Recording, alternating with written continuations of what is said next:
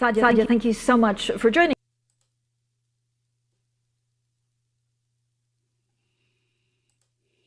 Sadia, thank you so much for joining.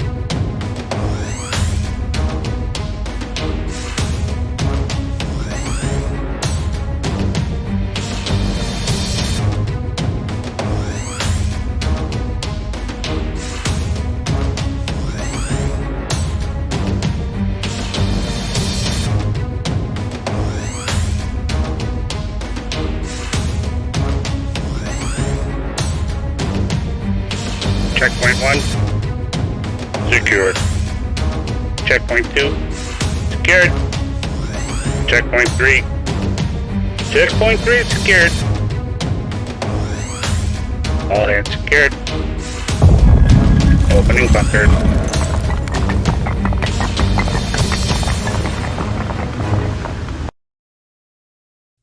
All right. Welcome back to another Wednesday Night Live, folks. My apologies for the initial issue there with the audio during the ticker. I just realized it halfway through. For some reason, this software picks up audio even when I have it going through a headset. It picks it up internally. I don't know what the deal is with that, but anyway.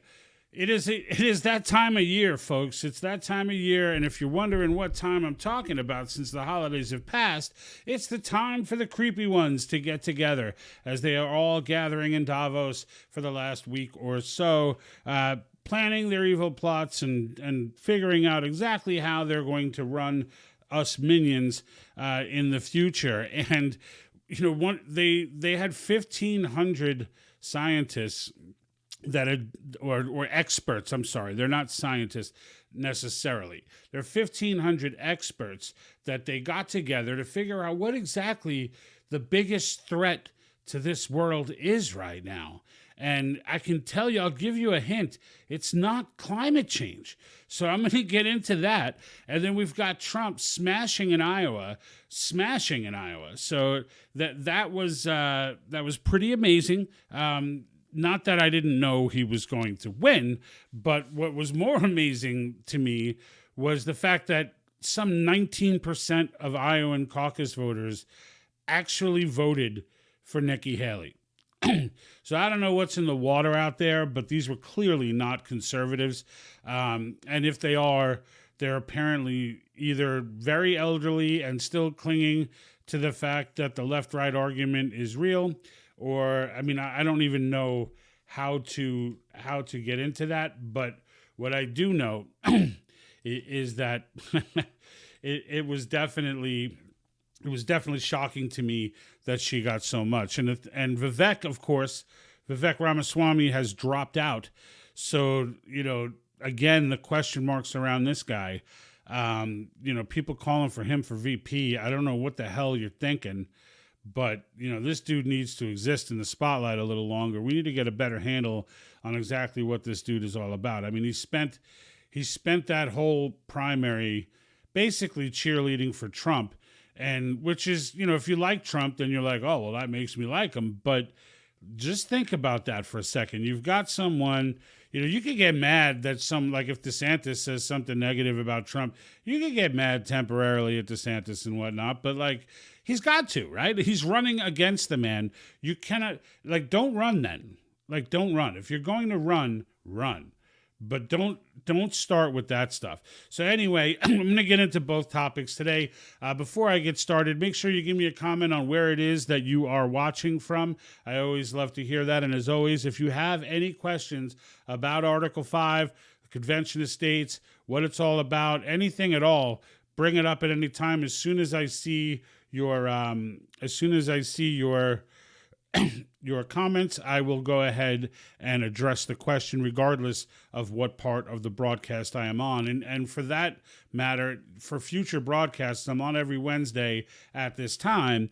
If you already understand Convention of States and you just want someone else to be able to pop off questions, or if someone was hitting you with questions, some JBS garbage, then or some Soros stuff or whatever it is, those arguments against, and you want them to hear it from someone else, or you weren't sure how to answer it, bring them on and then ask while I'm here, and I will stop for them as well. I don't have the chat box up yet, guys, because some doo-doo on Twitch, and I may just kill the whole stream from Twitch if this ever happens again, but they blasted me with this promotional thing, and I don't know how to make it go away.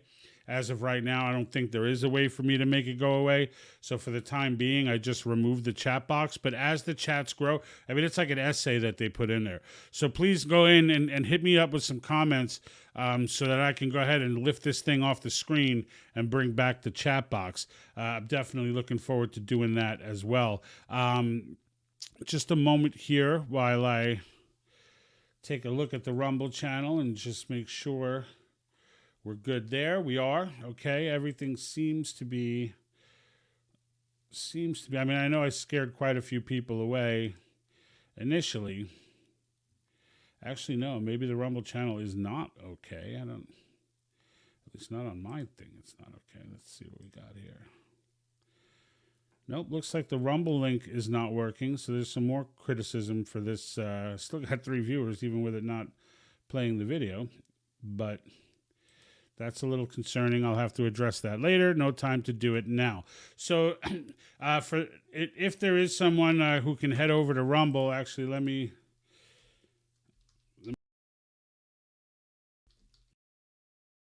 to give them a link to the Facebook stream.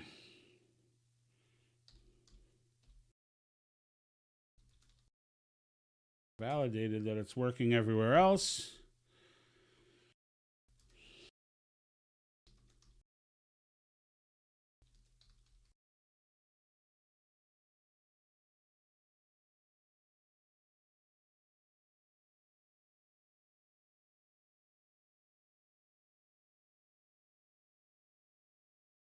Sure why it just keeps, it looks like it's skipping, like something broke. It like started to go and then it broke. Rumble has not been the most dependable thing, so I don't know.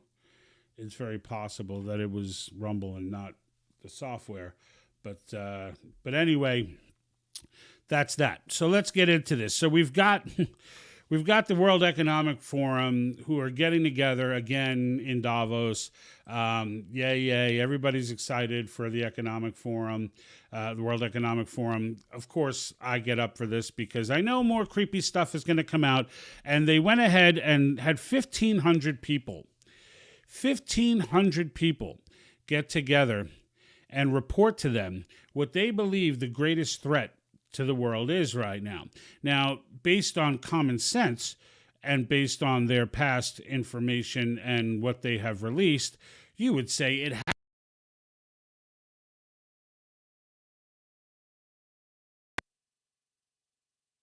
Now, that being said, now climate change, of course, includes the annihilation of all things human and otherwise due to rapid changes in the climate. This was the scare that we're all supposed to be afraid of. This is why they had to come in and do what they had to do. Yeah, I see what you're saying there, Rob, but it's not. It should be streaming right now. So something broke. And it like skips like it was starting and then it broke. And I don't know if that's on the software's end or if it's on the end of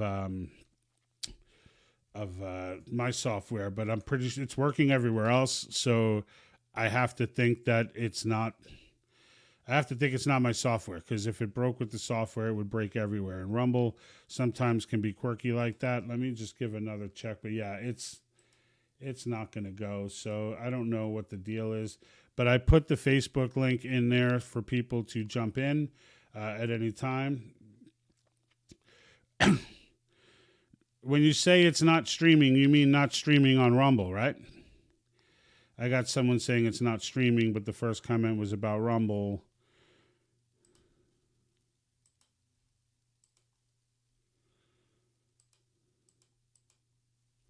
And so I have to think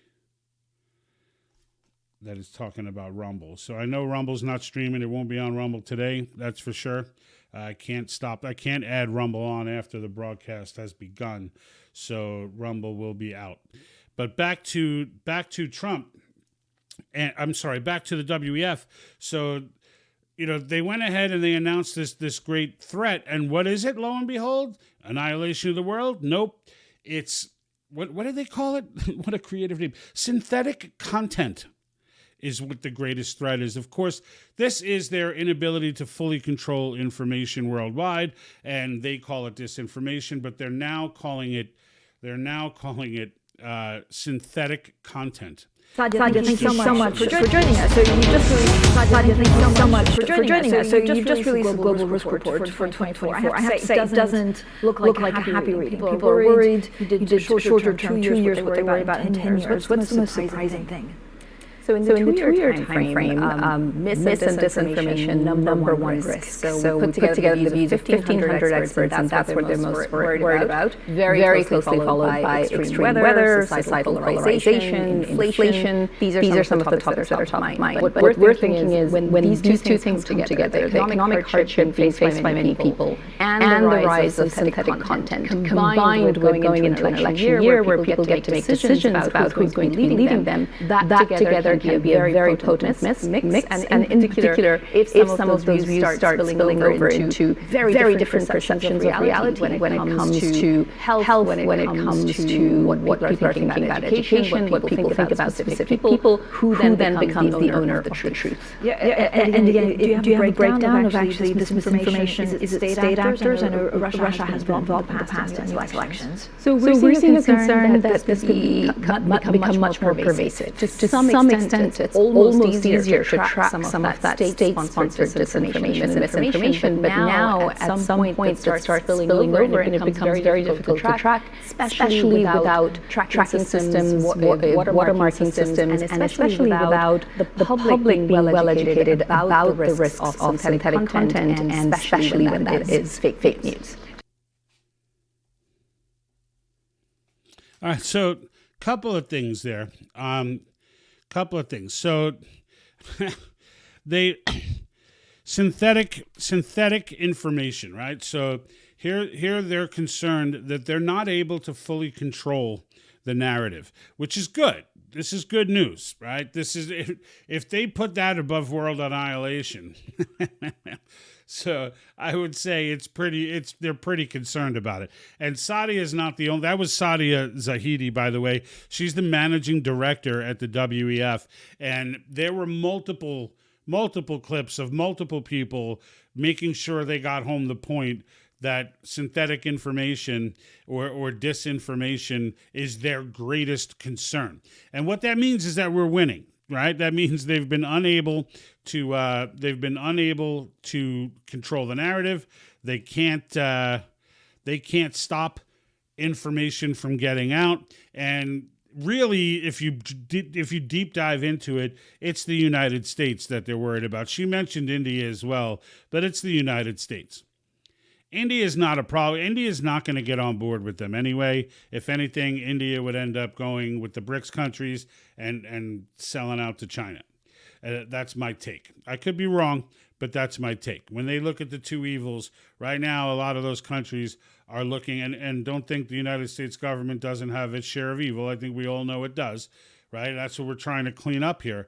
But when it comes to the lesser of the two evils, I don't know how you could do that, but they see China as being that lesser, and many nations do, especially on the East, because the United States has gone down the wrong path, mostly financially, and I don't mean wasting money. I mean threatening with sanctions and trying to use the petrodollar as a weapon.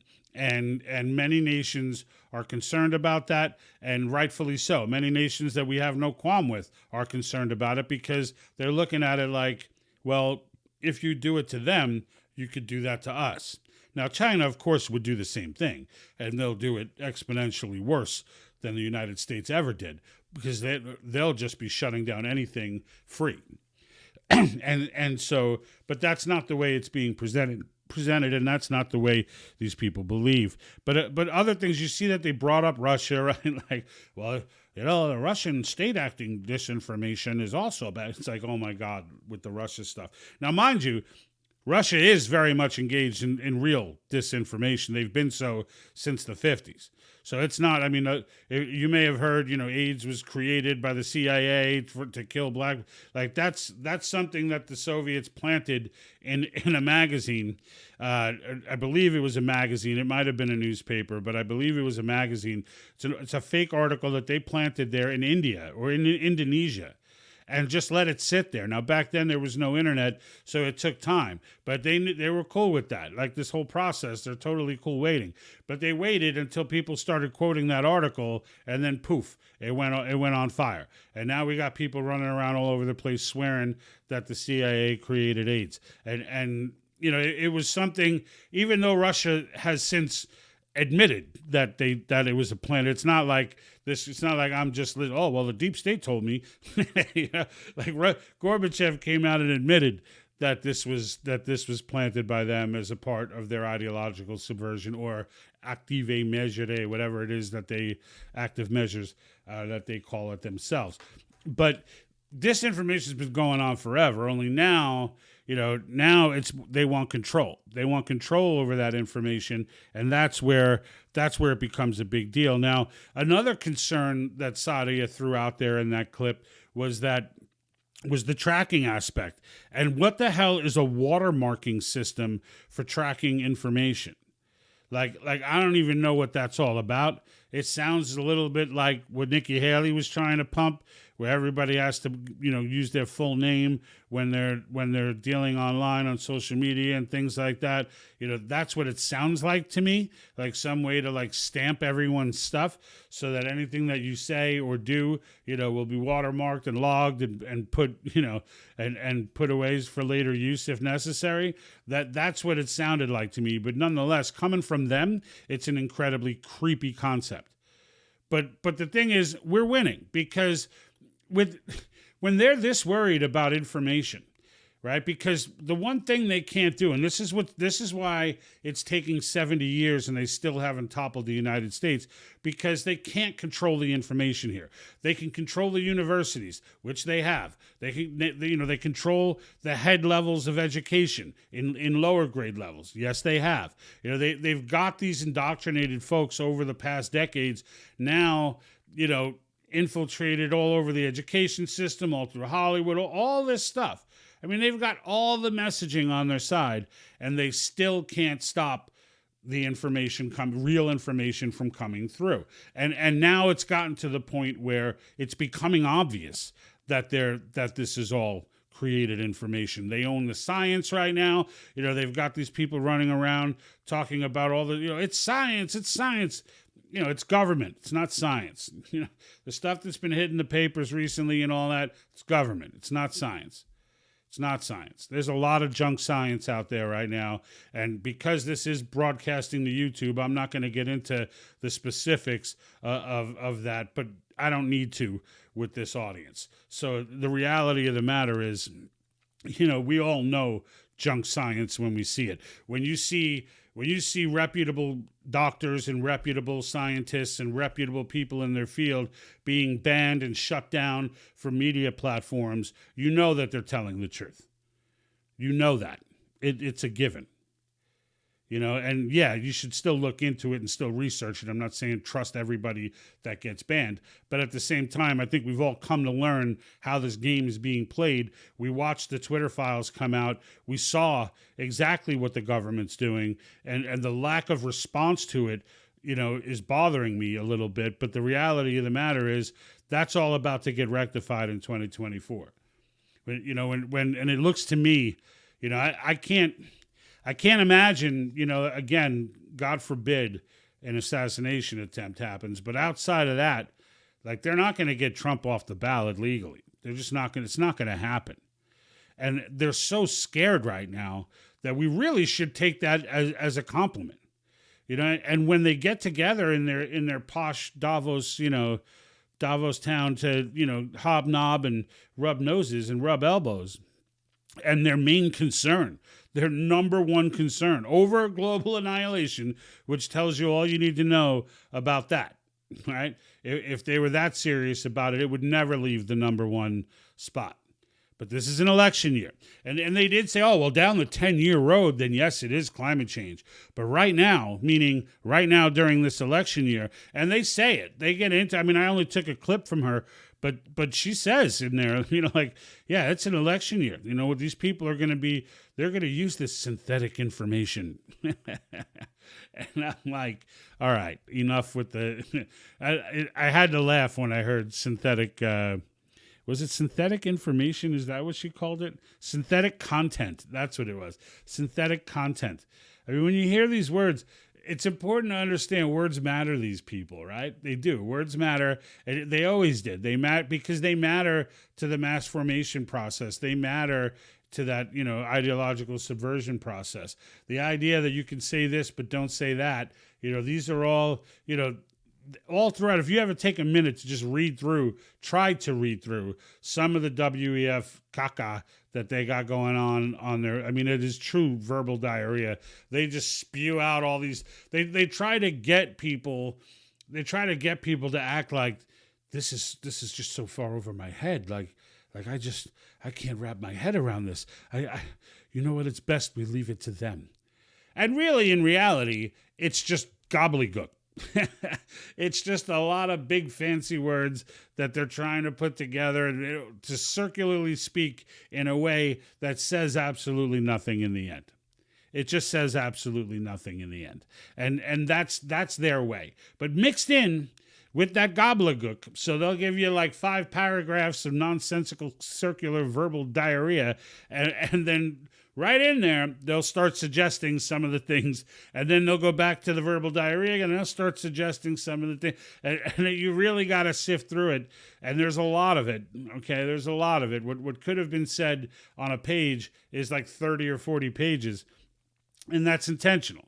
It's designed to get you to not really want to read it. Only people like Alex Jones can stomach reading all of that stuff. And thank God bless him for doing it, because that's how he makes these so-called predictions. They're not predictions. They're just him reading the stuff that nobody takes the time to read because there's just so damn much of it.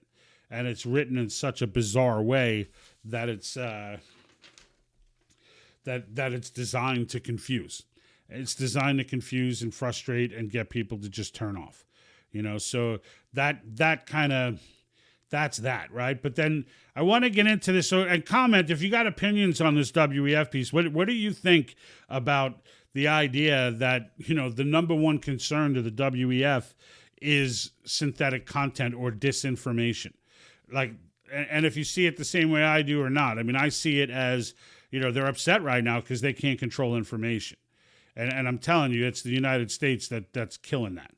Like they took control of all the social media. They took control of the Google searches. They took control of everything. And there's still companies out there, the Rumbles of the world, right? And whatnot. There's still companies out there that are still letting the information get out. And there's absolutely nothing they can do to stop it. And that's the one unique thing. They can't come out with hate speech. They can't go down that road.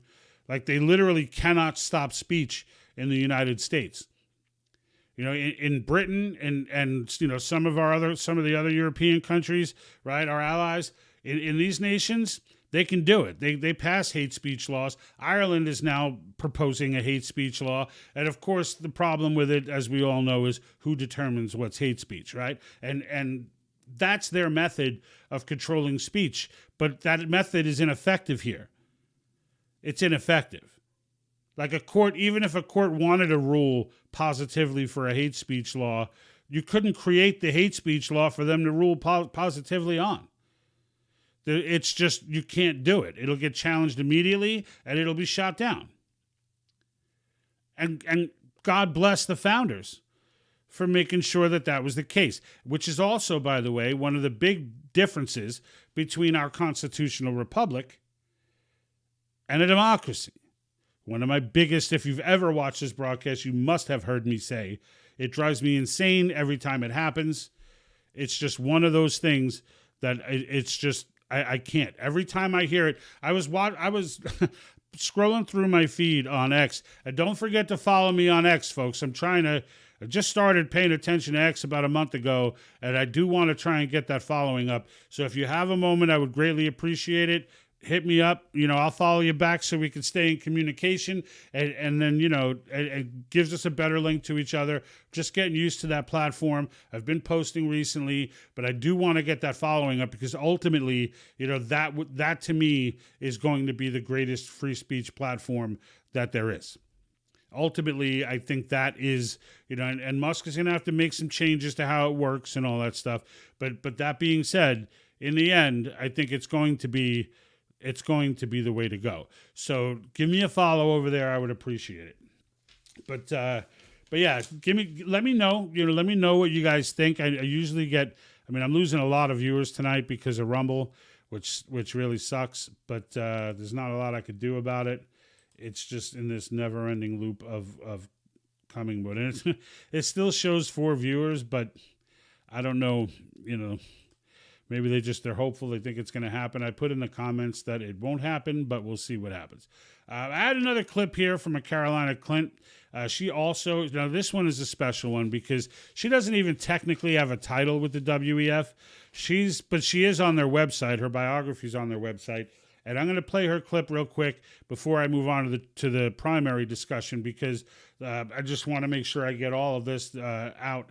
It's her again. It's just another person. And mind you, I could have did this with like 6, 7, 8, 9 clips. Almost every little event and get together, there's a clip with people on stage, different people each time. Risk and something that we need to watch carefully. And I think the accessibility to large-scale AI models has made it so much easier to reach a large population of voters, to also create content that looks and feels real, even though it is not.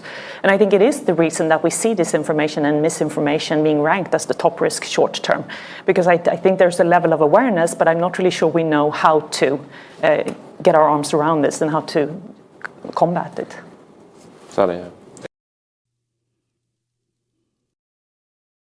So again,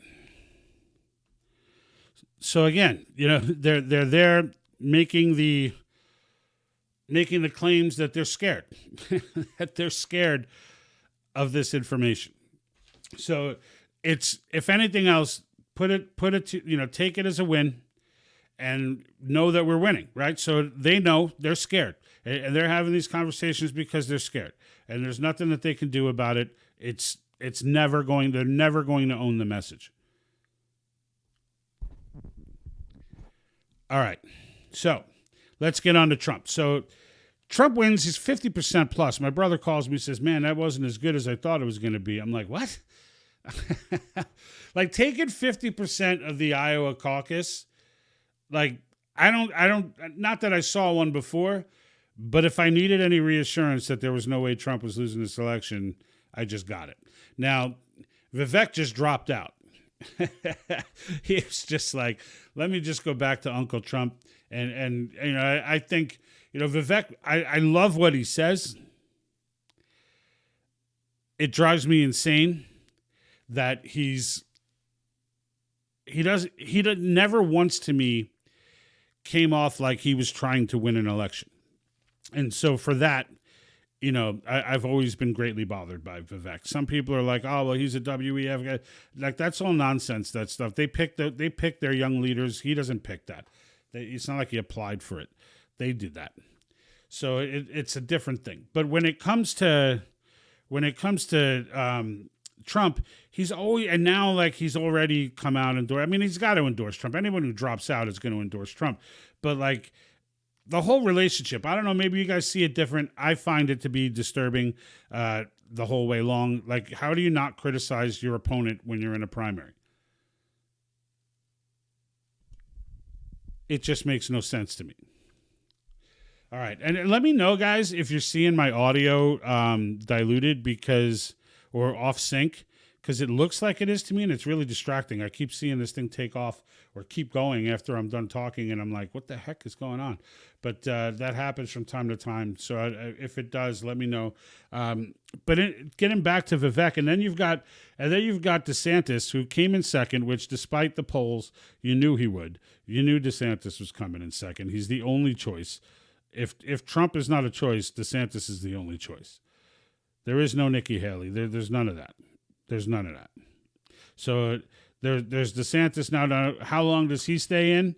I mean, you got to stay in, right? I think, if it gets to the point, if they get to like South Carolina and Trump is still pulling 50%, then I feel like, all right, you know what? You may as well drop out at this point. Like, there does come a point where I think DeSantis can hurt himself by staying in, but not hurt himself badly. Like, if he continues to go on losing, it's not like Trump is debating anybody. So it's Trump's just going to walk through this thing and not speak. And there's not a lot that we can, that we can do about that. So let me see. So I see comments coming up on this thing's acting weird. I'm seeing comments coming up on the board, but I'm not seeing them on my main screen, which is strange.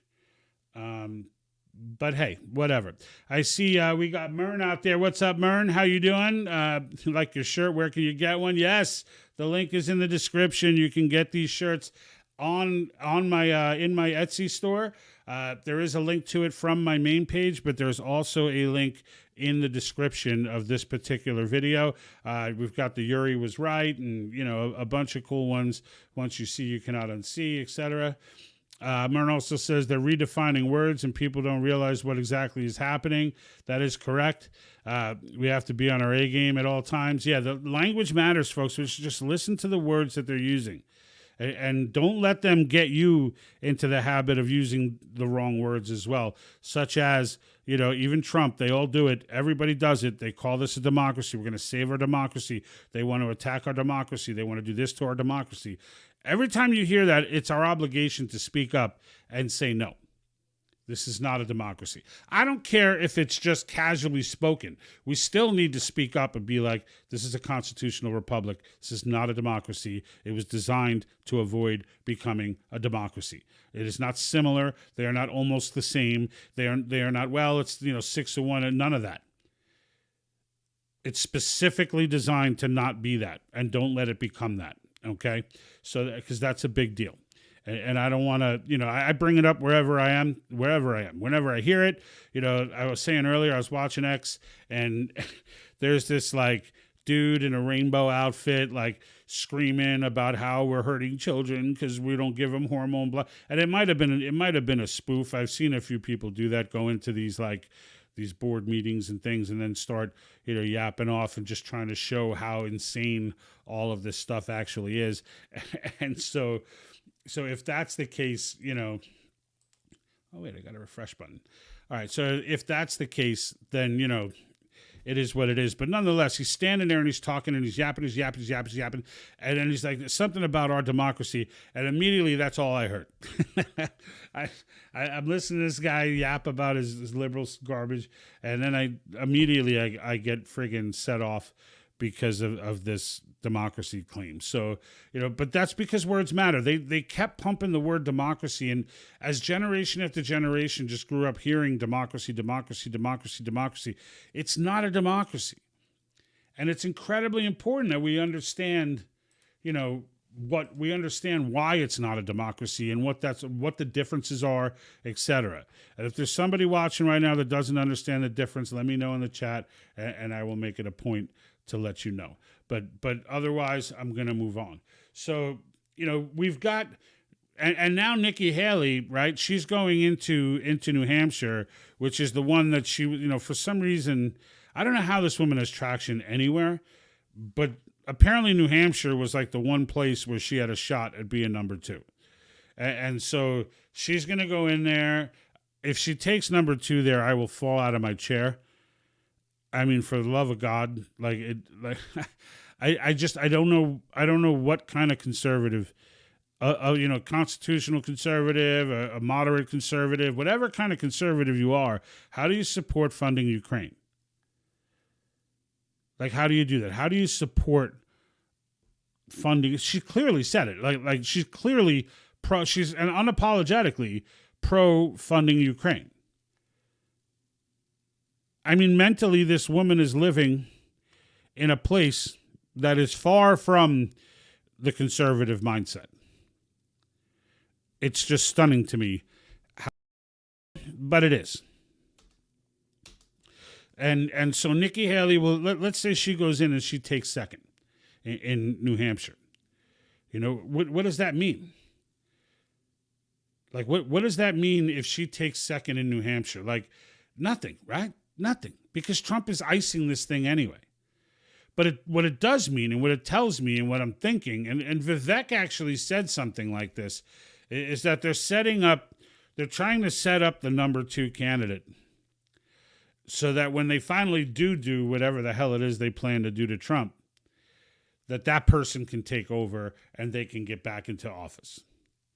And Nikki Haley would be the perfect candidate to be that. Like, Nikki Haley is unapologetically liberal. So, I mean, she's come out she feels bad for she calls migrants instead of illegals, which right off the bat, you know, tells you where her head is. And then she starts talking about how much sympathy we need to have for these people and yada, yada, yada. And I'm just sitting there like, I can't believe this woman is even running. I mean, it's like worse. It's like Liz Cheney running and getting 20% of the vote. I don't even know how that happens. But it happened. Right? It happened. She got like 19% of the vote. I mean, she still lost to DeSantis, but that should not have been close. Like, what is wrong with people? And it makes me wonder what people are listening to when they're out watching, you know, absorbing this internet content and whatever else. Like, you know, a lot of people started hating on Vivek Ramaswamy, saying he's WEF agent and this and that because he was a young leader of the WEF, or, you know, he's a hedge fund manager. Like, so what? He was a hedge fund manager. Like, first of all, the guy was so young, it didn't matter. And the young leaders from the WEF, they don't get to pick their tune. They get it picked for them. So they just get chosen. It's not like you apply and then they make, you know, like the WEF just sticks out and slaps a sticker on you. And you can't really control that. You can't make them stop. So it is what it is. But like, people don't know that. So like, when you see this stuff flying around about him, it's like, oh, this guy's a sellout. This guy, you know, look what he is, a young leader and it's like, but Vivek, I think, is all right in that sense. I think he's a Trump puppet. I think he's just somebody Trump put in there to say things that Trump didn't want to say or Trump didn't know, right? And there's a lot Trump doesn't know, bizarrely enough. And so Vivek was the only candidate out there, really, who tackled Ukraine head on. DeSantis was wishy-washy on it, you know, and he says he's going to end the war and this and that, but he doesn't get into, you know, how he's going to do it, what the strategy is, what the problem is. Vivek did. Vivek went right in there and was like, look, we're just going to make sure it's clear to everybody involved that there's no way that NATO will accept Ukraine as a member. If you say that right now, the entire thing's over. The entire Russia pulls out, Ukraine goes back, they can start rebuilding and doing whatever they got to do. Hell, Russia will probably help them rebuild. If it's not clear to everybody by now, like if you really think Russia can't pummel Ukraine, like if you're buying this narrative that's like they're not trying to pummel Ukraine. They want Ukraine there. Ukraine is a buffer between them and NATO, and they're not going to put NATO on their doorstep. They've been very clear about it. They've been outspoken about it. They've said, I mean, and then we headed over there with Kamala, the cackling one, you know, yapping away about how NATO's gonna bring them in, and then the attack started. So like, we all know how this started. Anybody who's been following the Ukraine situation, even if you caught up late, you still know what's going on over there. It's all about NATO. This is a war that NATO can end tomorrow by just saying we're not accepting Ukraine into NATO. And that entire situation is under control. But it's not. It's not under control because we won't say that. And what concerned me about Trump is he didn't even know that. Like, he was asked what he would do to stop it, and his answer was like bizarre as hell. I'm going to give Ukraine more than they've ever got, I'm going to tell Putin. Like, what? Like, what did you say? Did you just say you were going to give Ukraine more than what we're giving them now? Like that was creepy as hell. But he said it, and it is what it is. And I can't really, you know. I mean, look, it's clear that there's a lot that Trump doesn't know. It's just that's just a reality. That's just a fact that we're living with now, and there's not much we can do about it. Like he knows a lot, I suppose. He's had his experience there. Even not knowing, he tends to make better decisions than many. But the things that he doesn't know, like my concern is like if you had to pick and the reason he doesn't know, by the way, is because no president is like a historical scholar when they go into office. They learn it, and they learn it from people who are that they select to be around them, and that's where Trump, I think, his biggest weakness is he does a terrible job putting people around him. He just does a terrible job of it. And I know a lot of people feel like, well, he's going to learn, this time around. But I'm like, he already did this more than once. I mean, he was firing cabinet people like crazy and replacing them with more people who needed to be fired and were hurting him. And, right down to Pompeo. And when the Kennedy files could be released, what was Pompeo's advice to him that made him not release the files? Like they were ordered by Congress to be released some 20 years before, 10, 50, whatever it was before. What would Pompeo say to him to make him believe that he can't? Now, stuff like that, I think he'll come in and just release the Kennedy file. I think he'll do that, right? There's certain things that I think that he's definitely learned, right? And I think he has to have learned that you can't trust, like somehow you got to find somebody who understands how the system works, not even the game, just if the system were working right, how does it work, right? And you got to find that guy without him being somebody who's, easily subverted and ready to throw you under the bus. And that's not easy. And in the end, you're going to have to just change the game and just change the way things work, but there are certain rules, and certain procedures that have to be followed, and you need to get that advice from someone. Who he picks, I have no idea, but this should be fun to watch. I mean, I just miss him saying China. China. The China virus. The way he says China is just so trolling. And I can't help but think that he pisses off Xi Jinping every time he does it, which in its own right would be worth a presidency. But yeah, right? I think everyone's goal here in general, no matter who you're supporting, if it's DeSantis or Trump, obviously we're all resigned to the fact that it's going to be Trump. But I think in the end, I think the best case scenario, Trump for 4 years, DeSantis for 12. I think that's what we should be shooting for. And in that time, it's going to be on us to do our job and get this convention called, right? In that time that it's happening, we're the ones who, like the president's just a stopgap measure.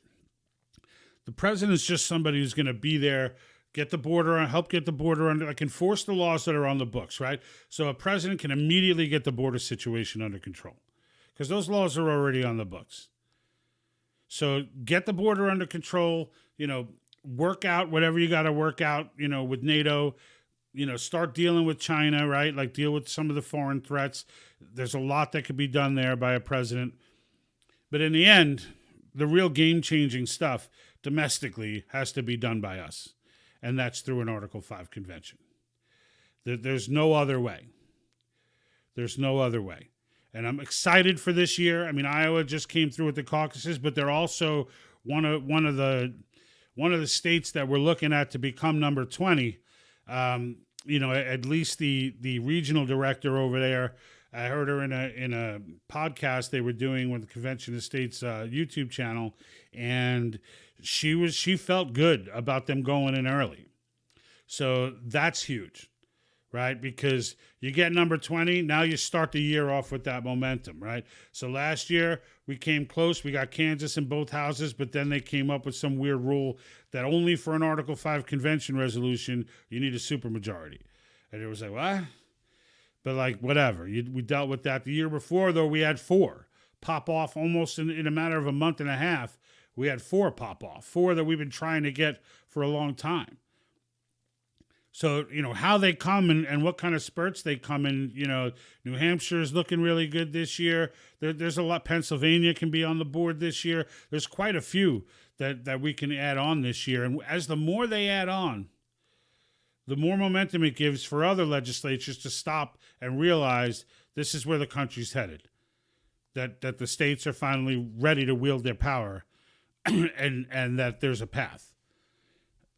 And that's what's necessary. There's only so long these George Soros groups and JBS and all that nonsense, there's only so long that they can hang on. Eventually, it's going to fall. The house of cards is going to start falling down for them. And these legislators, each one that comes on board because someone in their state legislature started reading. And they admit it. They say it. And as each one adds on, they say, I was always against this. Now I'm for it because I read my way to that point. And that's a big deal. Reading your way, they don't know. They just don't know. Just like many of you might not know. They don't know the same way the average Joe doesn't know. State legislators are not people who plan, most of them anyway, are not people who plan on being politicians for life. They're in, they serve for their state, and they get out. And they're done. And yet, so they're not like these super historically educated people. They love the country, they love the Constitution, but they don't understand the ins and outs of procedure and how things work and all that stuff. They just got elected to office, and now they're hearing about this. It's never been used before. Even if they knew history, it's not even something that they would have precedent to have said, okay, well, this is how it went last time. We're the trailblazers here, right? And so there's a lot of people trying to scare them, and they don't want to make a bad decision. But it's important that we, the grassroots, and when you go and sign the petition, that you go ahead and get them on board with that, because and get them the materials they need. Do whatever you got to do to get the right stuff in their hands so that they can make an educated decision, because that's where it's at. That's how the people exercise power. Not complaining on Facebook or getting mad on some podcast. That's how we exercise our power. And if you live in a state that maybe, because it's not really a left-right thing, but the politicians try to make it that way, right? Because Democrat voters are on board, but the politicians, well, they understand where their power structure is, and they don't worry about all. The only thing they're worried about is how they can fight this, and because it sounds like a conservative thing, and it's red, blue, and it's not. It's not red, blue, but they keep thinking there's some red herring in there. There's something we're trying to slip in. There's some sneaky tactic going on, and it's not. It's bold-faced. These issues, term limits, who doesn't agree with? Fiscal restraints, how could you not agree with that? We're approaching $36 trillion in debt. Government overreach, how do you not agree with that? The vast majority of Americans, over 70%, agree with those concepts. And that's what we need to cling to. That in this fight, we're all in the same gang. In this fight, we're all fighting the same thing. And whether it's Trump that gets in or DeSantis or whatever, it doesn't matter. Secure the border, because this convention doesn't cover that. So handle that, right? Because that should be covered already, right? We've got leadership willfully not enforcing the law, which is insane to me. But they're willfully not enforcing the law, and there's nothing you can do about that except get them out of office. And I'm confident with this election. I mean, last time around 2020, I literally called in July how the whole thing was going to go down. I was like, it's either going to be a landslide for Trump, or it's going to be a landslide for Trump, and then at dead of night, it's going to turn, and then the next morning, you're going to wake up with somebody else. And that's what I told my mother when she asked me, and I repeated it to her over and over, and that's what happened. Right? That's what happened. It was, it is what it is. Without even getting into the logistics of it all and whatever, if you weren't suspicious the second they started with we need to not follow any of our electoral rules, and we're not going to do this, by our own state constitution. We're just going to willy-nilly this and start putting out boxes everywhere. And as it all went down, I was just like, there's no reason to do all this. Except. So, but it happened, right? And now here we are in 2024. That ain't something, that kind of sloppiness that went down in that was allowed to go down. Like, I can't imagine that being allowed to go down again. I just can't, I can't see it. I can't imagine that these states, some of them might. I mean, there are states like California, like, personally, I haven't believed that one election has been fair in California since I've lived here. I haven't believed in any of the elections because I vote here. And when you walk in and vote, like especially like my own city hall, you go in there and vote. It is so lackadaisical and nobody cares. And you could throw anything. I could throw a dog in the box and nobody would be paying attention. I mean, that's what it's like. And so, you know, it is what it is for play. But this is California, right? So conservatives, you know, and you know, American-loving Americans have come to realize California was lost a long time ago. We fix the rest of the nation, then we can circle back and start getting these New Yorks and Californias in line. But the people in these states have to make a difference as well. But someone's going to have to get in and crack these elections and start really auditing the crap out of these elections. Some independent party, I don't even know how that process would work, but some independent party has to be able to do it because it's just been an absolute nightmare. Absolute nightmare.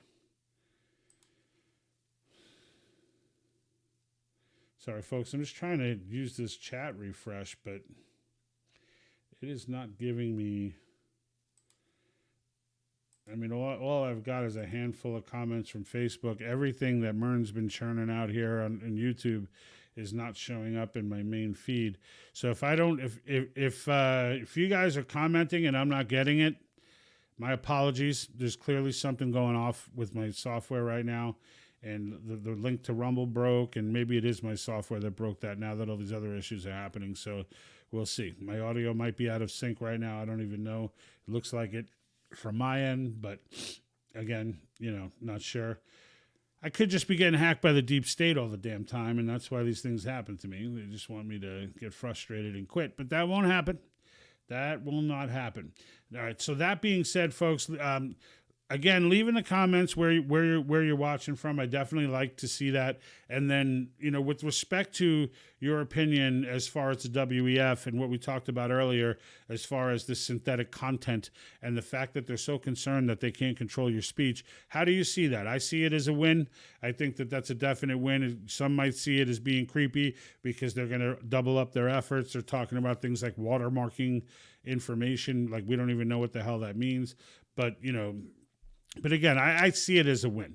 So, you know, let's just take it for what it is, right? We got Trump almost assuredly is going to steamroll his way through this primary. So here comes the deep state, right? Get your popcorn ready because you may have to get more than that ready as we get through this election year because it's going to be a wild ride. They ain't going down. The deep state ain't letting this happen without a fight. And the question is, how will they fight? And we see what they're doing now, but it looks like it's all failing. So what's next, right? And that's something that we're going to have to keep our eyes on. Of course, I'll be talking about through the weeks. I'll be on next Wednesday to opine on such. I want to try and get some more Davos information. I haven't really dug that deep into Davos right now, just because I got a lot of stuff going on. I was in West Virginia last week, and it was kind of hard to do. But I will be on next week, so if I do get some more nuggets from Davos, I definitely will be talking about those. And of course, as always, if you have anyone who has questions regarding Convention of States, bring them to my attention. I am always here. During these broadcasts, I will always stop. And again, today, if someone did that and I didn't get your comment, I apologize. The software's acting a little wonky, and I'm kind of going off of... I'm going off of this, what you're seeing on the screen rather than what I normally see. So with that being said, until next week, folks,